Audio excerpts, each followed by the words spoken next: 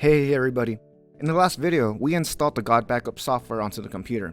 The next step is to connect your Gotbackup account to your PC. So let's get started. Now remember, during the installation process I chose to have a shortcut on my desktop. Just in case you forgot to click that box, you could always find your application here on the start menu.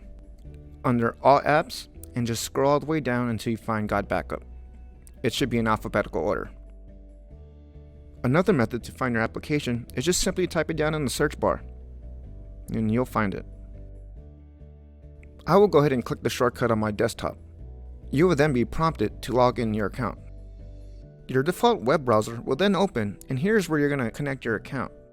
So go ahead, put in your account name and password, and click login. So my PC username is named Joe T, but your computer name will be listed. It's just asking you to grant access. So we'll go ahead and click that.